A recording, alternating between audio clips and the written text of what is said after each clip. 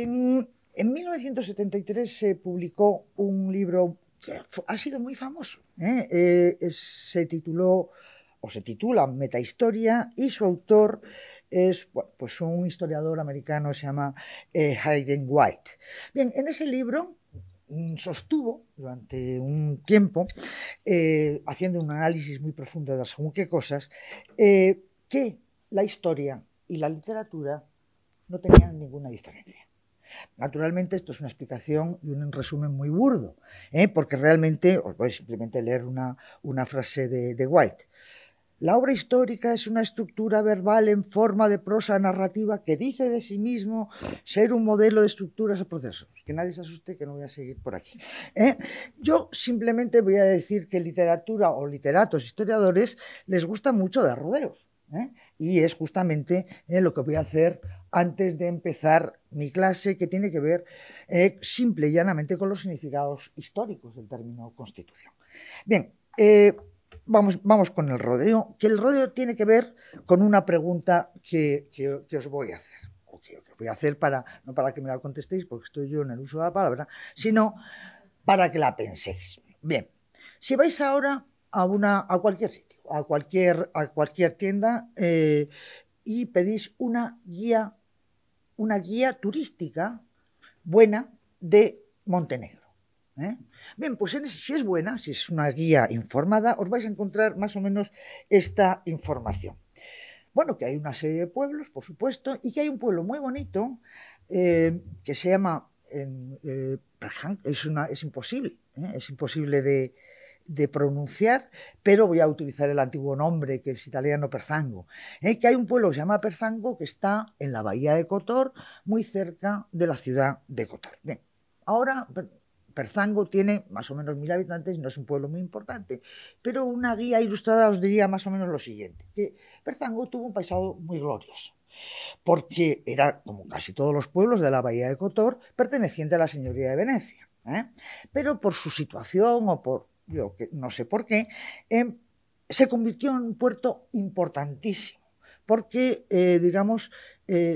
se utilizaba como lugar para el correo con la Sublime Puerta, de la señoría de Venecia con la Sublime Puerta. Bien, por esa situación, Perzango va a estar recibiendo muchos privilegios de la señoría. Es más, empezó a recibir privilegios en el 17, incluso ya en el 18 siguió teniendo privilegios para sus habitantes, incluso se le dio un territorio que formó parte de la llamada Albania Véneta.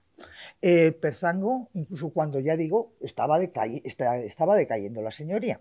Toda esta situación se termina más o menos en 1797, cuando toda esa parte se incorpora al Reino de Italia napoleónico. Bien, bueno, pues esto es lo que dicen las guías, pero si uno va a ese pueblo ahora se va a encontrar con lo siguiente. En un texto traducido, que es lo que yo os voy a contar, traducido en inglés, que está en el ayuntamiento, más o menos, de Perzango, dice así: Constitución de Perzango. Constitución de Perzango. Bien, ¿qué hay en la Constitución de Perzango? Ya digo, esa Constitución de Perzango es del periodo en el que Perzango formó parte de la señoría de Venecia. Bien, pues en la Constitución de Perzango no empieza diciendo en el curso de los acontecimientos humanos, ni dice ni siquiera en nombre de Dios Todopoderoso, pero es algo peor. La Constitución de Perzango no tiene un articulado, no son artículos. ¿Qué es la Constitución de Perzango? Una lista desordenada, desde nuestro punto de vista, de bienes que pertenecen al municipio, llamémoslo así, de Perzango. Por ejemplo, ¿cuántos barcos? ¿Cuántas tierras? ¿Cuántas rentas? Número de cañones, número de murallas, edificios, iglesias y también privilegios de los habitantes. Esta es la Constitución de Perzango. Y ahora viene la pregunta. Imaginaros que sois un constitucionalista de Montenegro y queréis hacer una valoración de la Constitución actual de Montenegro. La Constitución actual de Montenegro es de 2007 y os recuerdo que Montenegro está llamado, por lo menos así se ha querido entrar en la Unión, ha querido y tiene el estatuto de candidato oficial desde 2010. Bien, imaginaos, ¿se puede decir que la Constitución de Montenegro actual tiene como antecedente la Constitución de Perzango? Porque, claro, el más sencillo sentido común diría que no. Porque, claro, poner en relación el número de derechos de los montenegrinos actualmente con el número de cañones que tenía la Constitución de Perzango, ¿verdad? Pues parece que no hay un gap entre una cosa y otra. Por lo tanto, yo creo que la mayoría me diríais que realmente este antecedente no vale, porque es de sentido común. Pero, sin embargo, aunque esto sea de sentido común, pues este tipo de operaciones son absolutamente frecuentes dentro del discurso de los juristas y dentro del discurso de los historiadores, entre comillas, que hacen caso de los juristas. Os voy a poner un ejemplo más asumible. Más asumible que la Constitución de Perzango, porque ya sé que esto es un poco, ¿verdad? Es un poco tramposo, ¿no? Lo que os he dicho.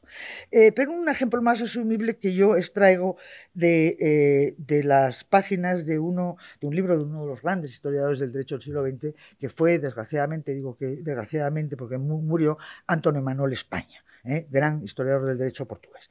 Bien, Antonio Manuel España habla fundamentalmente de la literatura y de la normativa, digamos así, premoderna. Literatura jurídica y normativa premoderna, antiguo régimen de Portugal.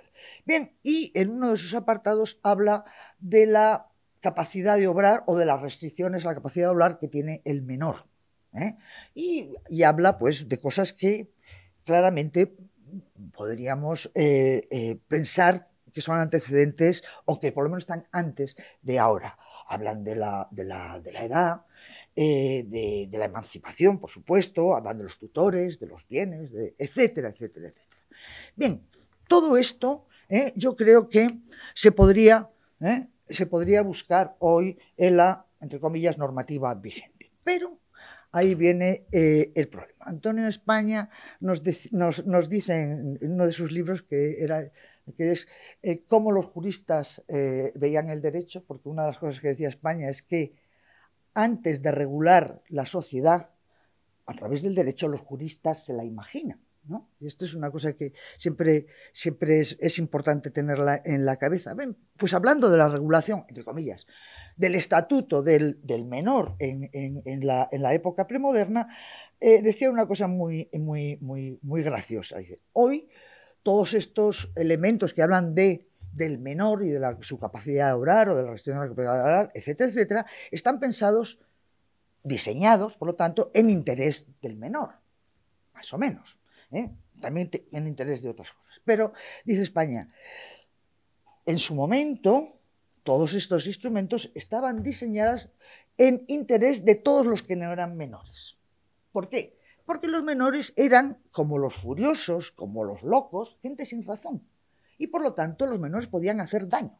Por lo tanto, toda esa regulación más o menos, regulación y pensamiento jurídico, que en su momento estaba pensando en el menor, tenía como función protegernos de los niños. Por lo tanto, si os dais cuenta, como dicen muchos, el pasado es un país muy extraño. Y desde luego el pasado jurídico, aunque muchas veces no se piense así, porque hay continuidades muy claras, también es un país muy extraño. A esto los historiadores o los que nos dedicamos, o queremos dedicarnos a esto, les llamamos las discontinuidades. Y ha sido un objeto de estudio por parte de los más importantes historiadores del derecho, juristas, etcétera, etcétera. Hablar de la discontinuidad, de la continuidad, continuidad en lo que podemos llamar concepciones del derecho. Hay muchos autores, muchos libros, muchas reflexiones, pero yo voy a utilizar en esta clase solamente a uno, digamos por respeto retrospectivo, que es a uno de los grandes juristas que yo creo que ha tenido el siglo XX, que fue Ricardo Orestano. Ricardo Orestano, y voy a utilizar sobre todo su introducción al estudio del derecho romano, Fijaos, hubo una primera edición de ese libro que se llamaba Introducción al estudio, al estudio de la historia del derecho romano. Y en la segunda edición quitó la historia, porque dijo, pues si es que no se puede estudiar el derecho romano sino como historia. Por lo tanto, ¿para qué vamos a poner aquí una tautología? Bien, voy a utilizar algunas ideas, algunos consejos, algunas recomendaciones de Orestano y las voy a deformar un poco. La obra de Orestano está destinada fundamentalmente a hablar de la historicidad del derecho romano. Orestano viene a decir que el derecho romano no es uno que se va evolucionando, etcétera, sino que el derecho romano hay que estudiarlo dentro de cada una de las experiencias jurídicas que se han ido sucediendo en el tiempo y que cada una de esas experiencias es cronológica y territorialmente distinta. Por lo tanto, no son experiencias particulares, son todas experiencias singulares. Son todas experiencias singulares y recomienda no hacer abstracciones ni mezclar, por lo tanto, experiencias si nos queremos enterar de alguna cosa.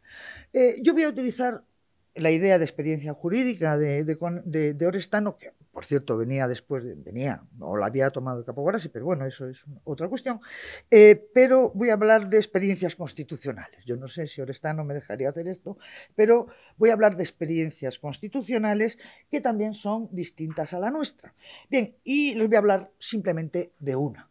Les voy a hablar de una que le voy a llamar primer constitucionalismo hispánico, en español, primer constitucionalismo hispánico. Bien, para hablar de esta experiencia, ya no estoy dando rodeos, voy a hablar de tres cosas, unas consideraciones generales, una caracterización de esa experiencia y una serie de consideraciones finales respecto de para qué sirve o para qué puede servir, en mi opinión, el saber estas cosas.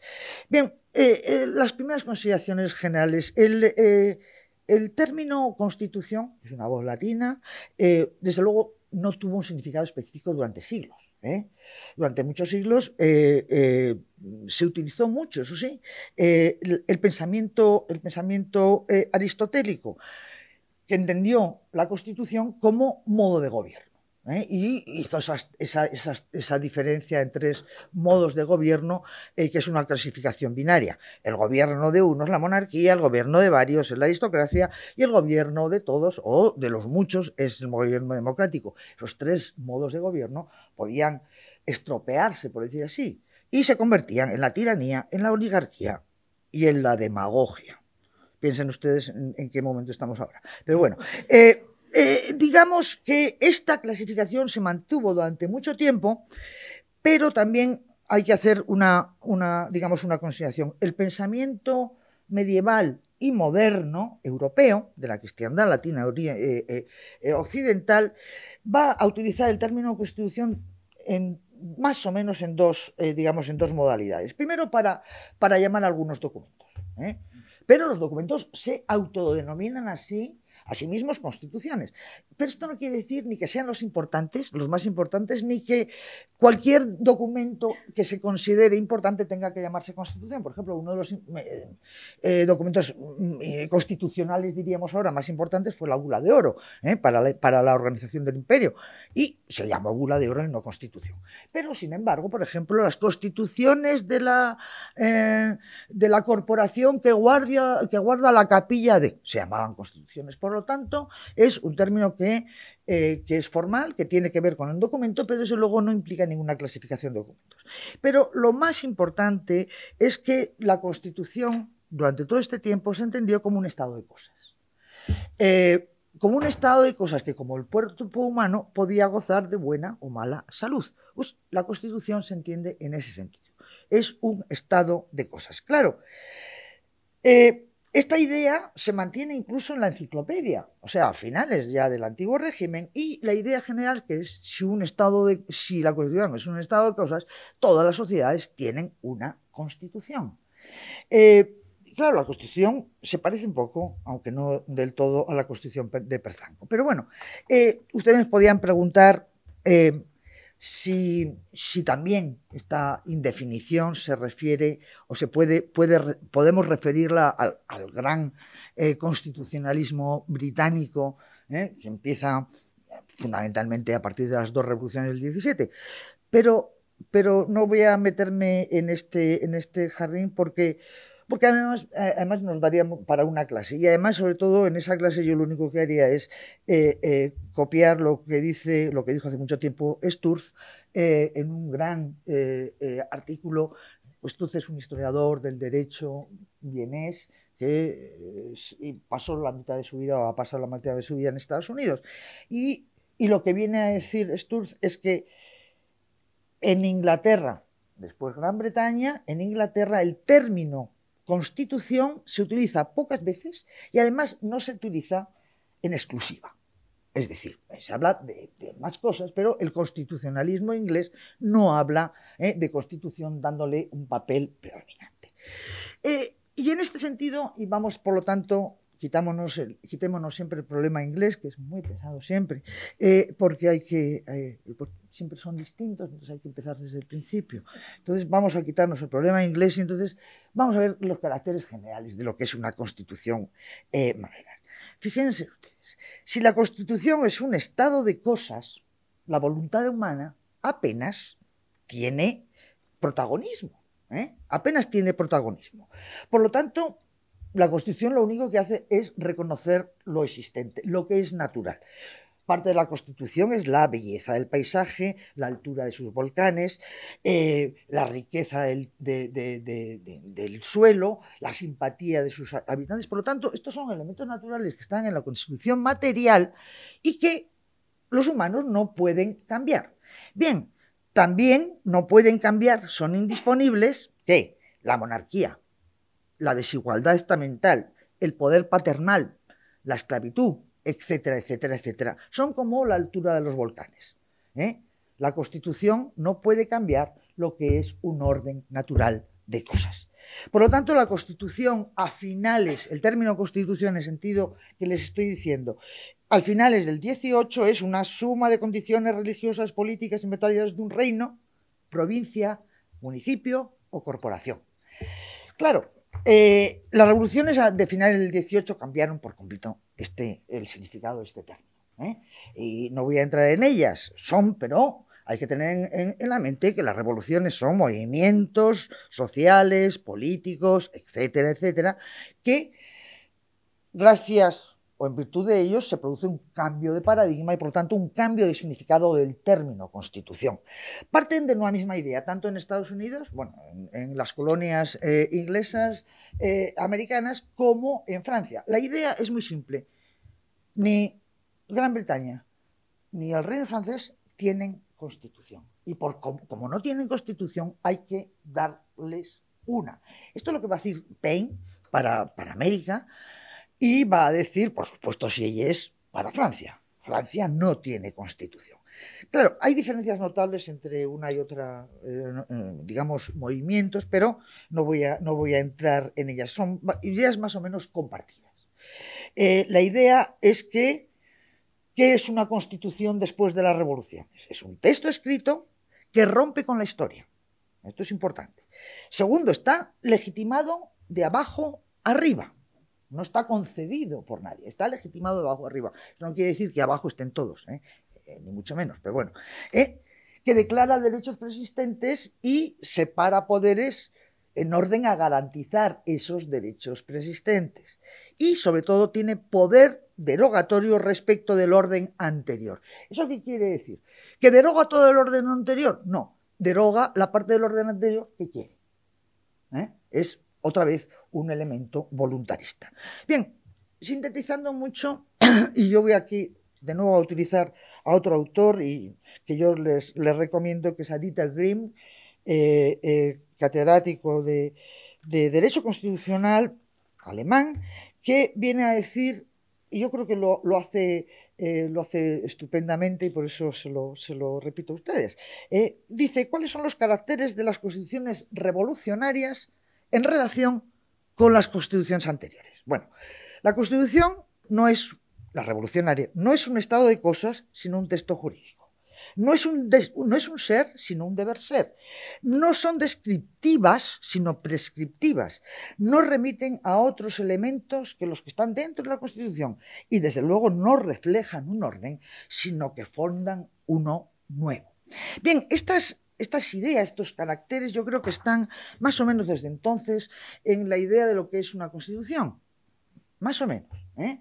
La Constitución, ya saben ustedes, bueno, se ha extendido a todo el mundo y realmente hoy, excepto algunos países como, bueno, por supuesto Gran Bretaña o Israel, etcétera, no tienen este concepto de Constitución de texto escrito, etcétera. Pero fundamentalmente, aunque se ha extendido, no quiere decir que, y otra vez vuelvo a Orestano, que haya una sola experiencia constitucional que haya ido evolucionando, sino que ha habido diferentes experiencias constitucionales que tienen que entenderse en sí mismas. Son singulares, son singulares.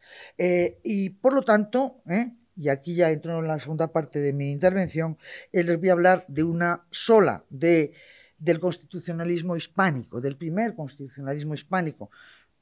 Subrayo lo de hispánico, no les voy a hablar del primer constitucionalismo español, sino del hispánico, o mejor, y a mí me gusta más llamar del constitucionalismo católico.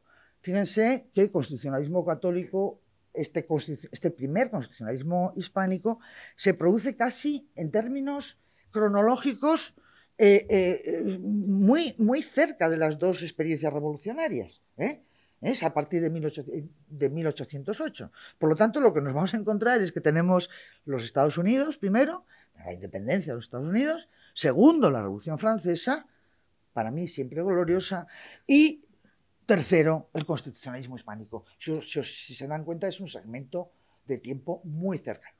Por lo tanto, cuando empezamos a ver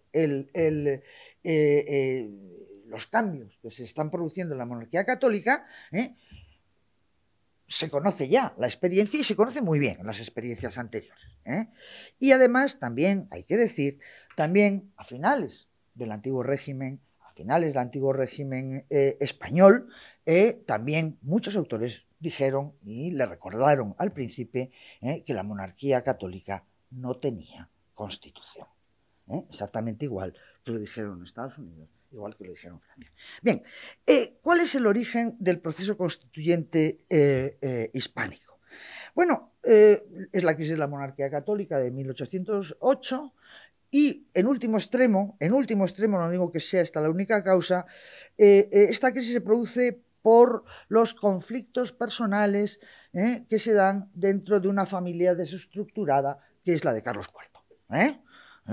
Si no lo saben y no se acuerdan, es que bueno, esa familia se pegaba entre sí, bueno, pues al final llega a Bayona, Napoleón los desprecia muchísimo, las cartas de Napoleón sobre cómo son los Borbones son increíbles, y entonces estos Borbones, aquellos Borbones, perdón, yo no estoy hablando de otros Borbones, ¿qué es lo que ocurre en Bayona? Bueno, pues que Fernando VII, que le había quitado la corona a su padre, se la devuelve a su padre y su padre se la da a Napoleón. A partir de aquí, la monarquía católica termina.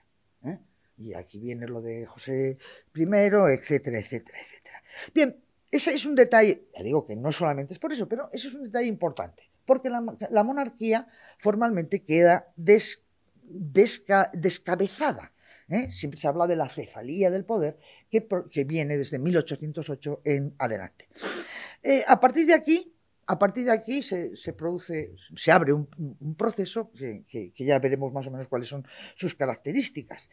Claro, hablando de todas estas cosas, siempre se han dado unas discusiones historiográficas o jurídicas también, que a mí me parecen bizantinas, y es comparar textos uno con otros. Que si la Constitución del 12 se parecía a la Constitución de 1791, que si la Constitución del 24 mexicana, 1824, es parecida o no a la federal americana, etcétera, etcétera. A mí me parece que este tipo de trabajo no sirve, es un trabajo estéril, la de la comparativa de textos, no digo que no sea necesario, pero es estéril en sí mismo si no se va un poquito más allá.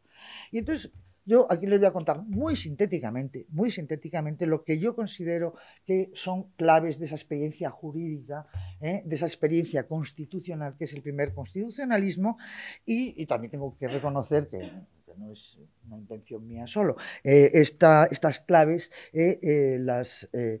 las determinamos un grupo de investigadores, proyecto que recibió el premio de las Cortes en 2012, y está un proyecto que dirigí yo y bueno, José María Portillo y yo, y que está publicado, se llama El Momento Gaitano, y por lo tanto no es solamente invención mía. Bien, la primera idea, aparte de los problemas de la familia desestructurada, en 1808 se produce una cefalía del poder.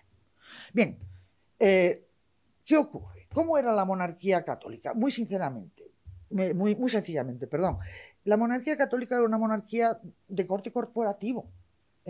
Imagínense una serie de bolitas puestas en pirámide, sujetadas, ¿verdad?, por la primera de las bolitas, que es la monarquía, que también es corporativa.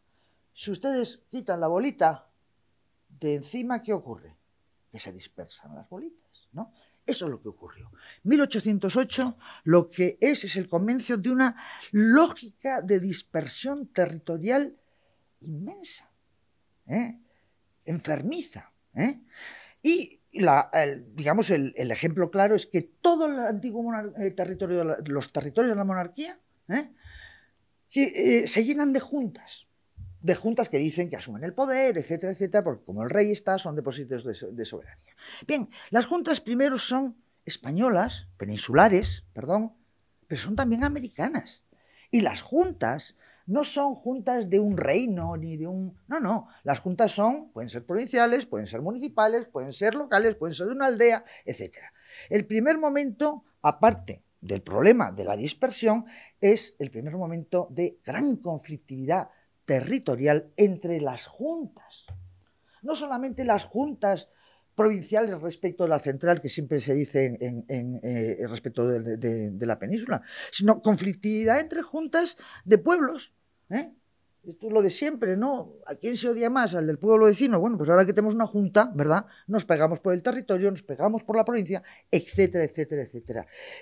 La conflictividad territorial en los diferentes órdenes fue increíble. Yo simplemente remito a los inmensos problemas de las juntas aragonesas, por ejemplo, que no reconocían a Palafox, etcétera, etcétera, y que eran de pueblos muy pequeños.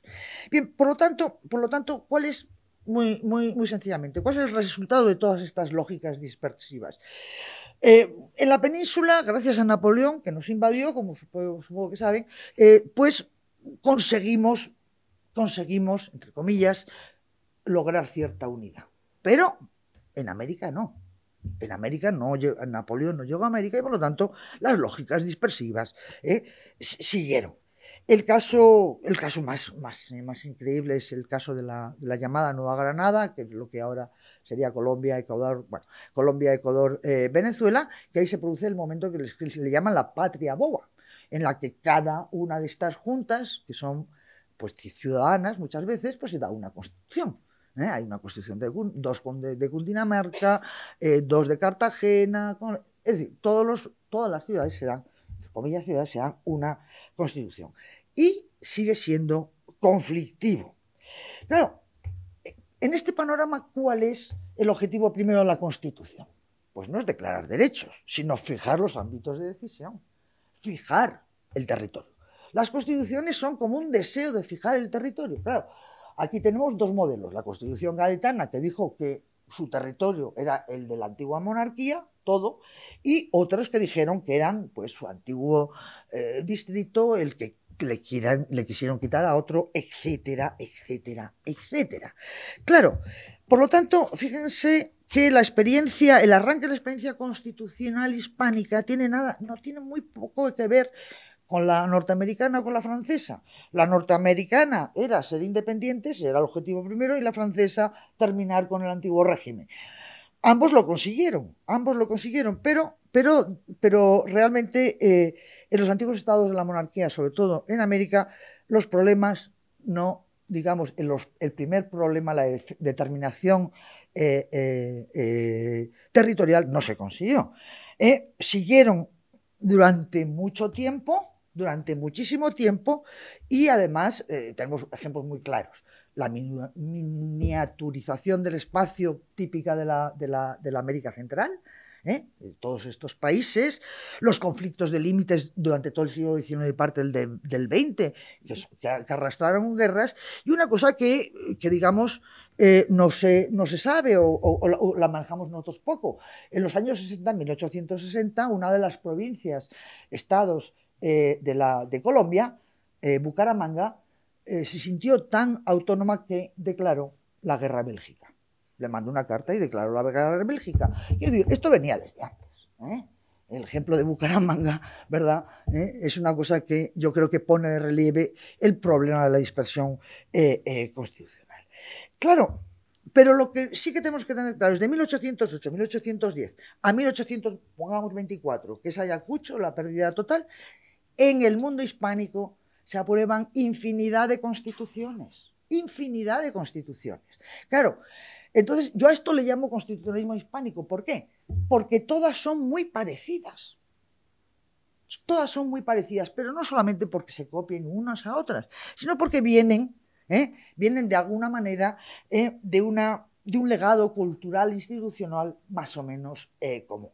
Bien, características básicas. Y aquí estoy haciendo lo que no debería hacer, que es abstrayendo, pero bueno, características básicas de este modelo y muy rápidamente. Por lo tanto, de este modelo y de esta experiencia constitucional. Bueno, la primera característica básica sería un poco la antropología del sujeto, claramente. En casi todas las constituciones, que viene a decir que, bueno, el ciudadano es varón, padre, familia, censado en un municipio sin deudas, libre, etcétera, etcétera, etcétera. Y ustedes me pueden decir, bueno, pues lo mismo que decían las constituciones americanas o la francesa. Incluso podemos decir que las hispánicas son más generosas porque no imponen niveles de renta.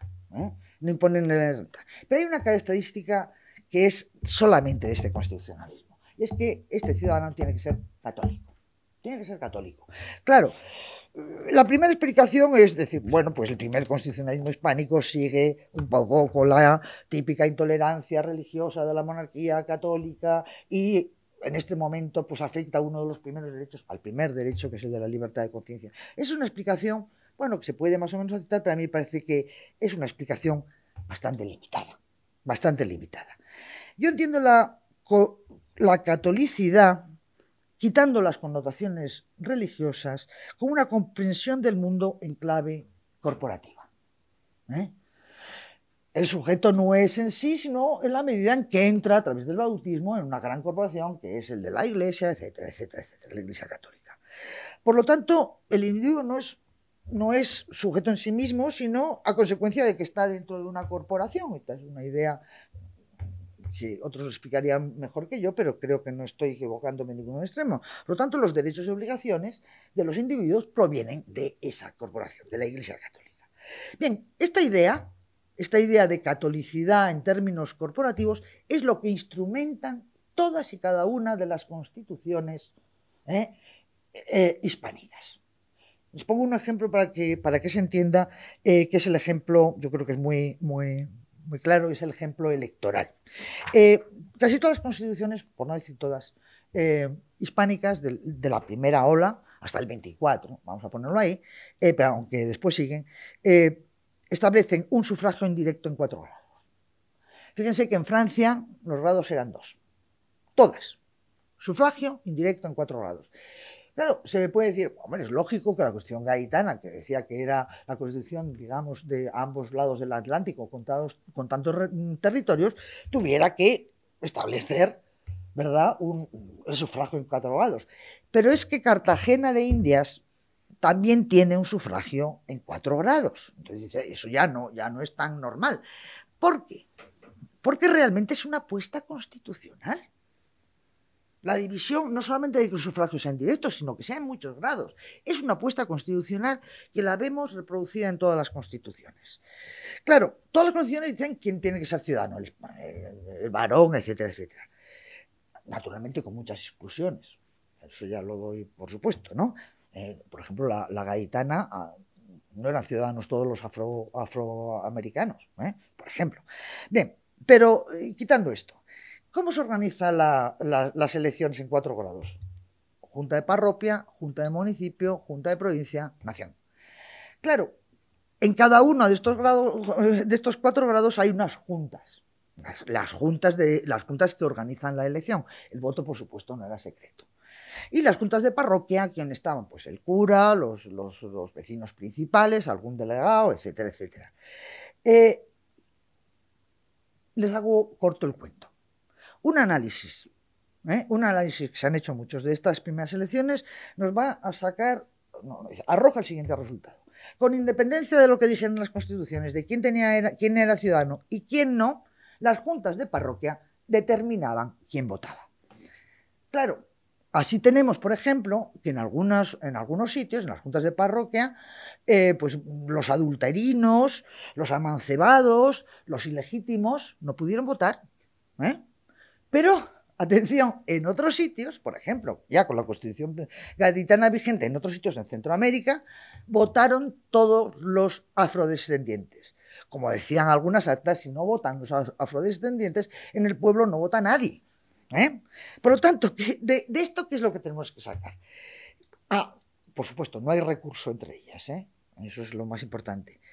Que es una apuesta constitucional por la determinación parroquial o municipal de la ciudadanía.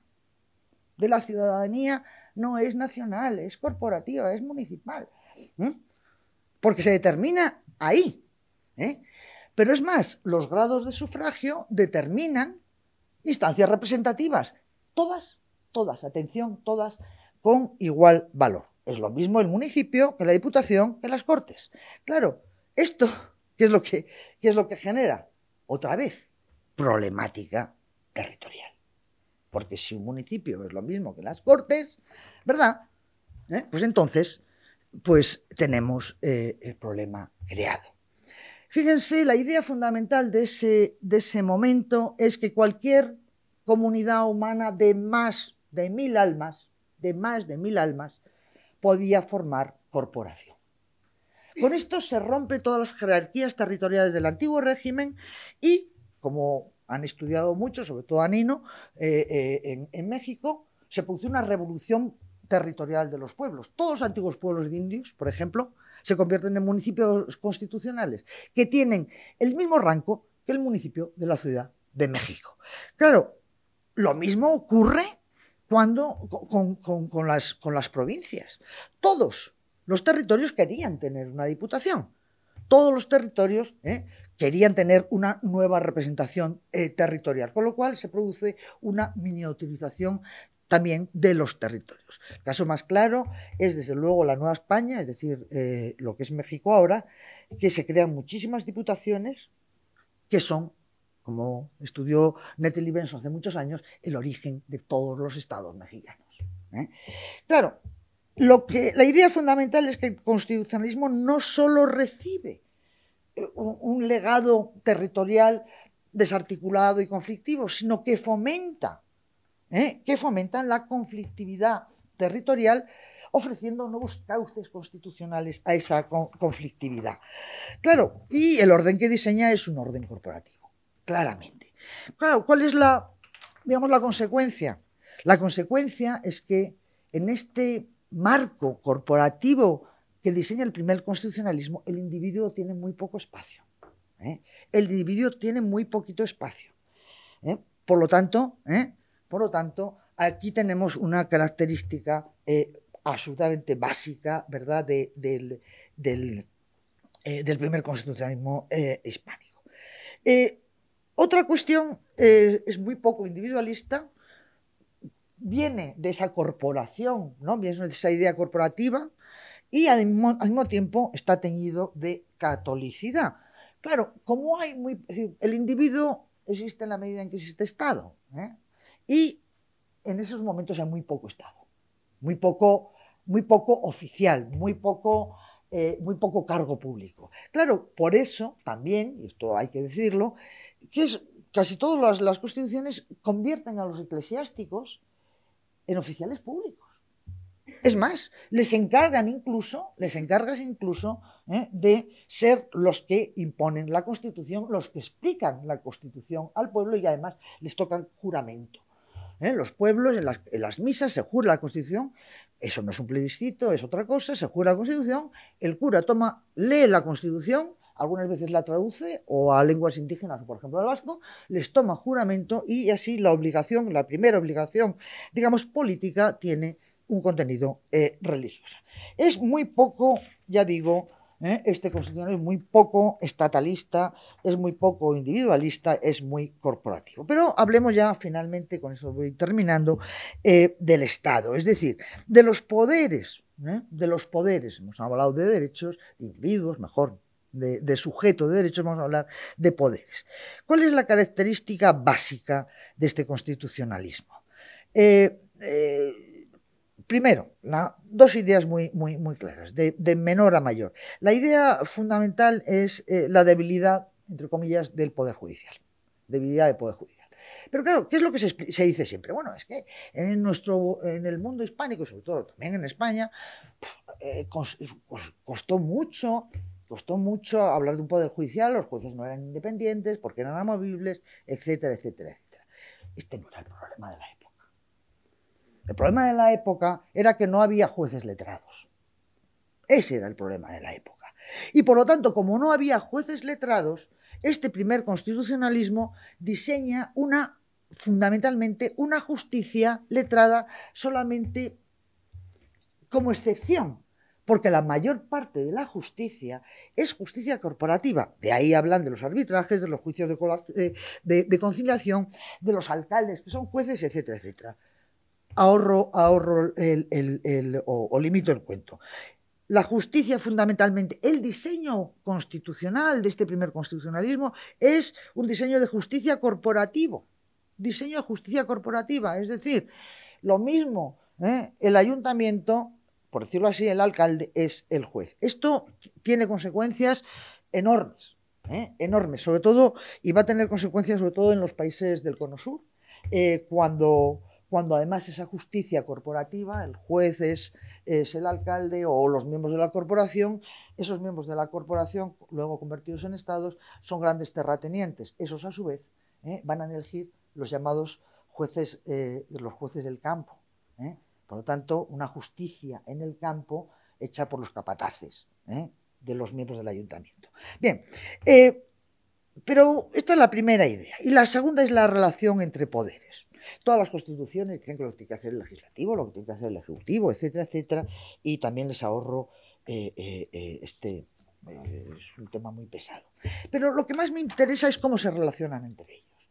Y aquí todas las constituciones, todas de una manera distinta en su formulación, en sus instrumentos, van a recoger o van a constitucionalizar una idea que viene del antiguo régimen. Se divide en dos. Todos los súbditos del rey pueden quejarse al monarca porque han cometido una injusticia con ellos. Todos. Y de ahí viene la idea de algunos instrumentos como juicios de resistencia, etc. Y en segundo lugar, todos los que ocupan oficios públicos pueden ser llevados a juicio. ¿Por qué? Porque cuando se les pide responsabilidad que la cubren con su vida y con su hacienda, cuando se les pide responsabilidad, el oficio no les protege. Es decir, uno puede llevar a juicio por una decisión injusta a un corregidor, por ejemplo. Bien, esta es la idea típica del antiguo régimen, que es una forma de entender la justicia. Bien, pues las constituciones americanas y la gaditana, la primera, hacen exactamente lo mismo. Lo que hacen es coger estas ideas y establecer mecanismos.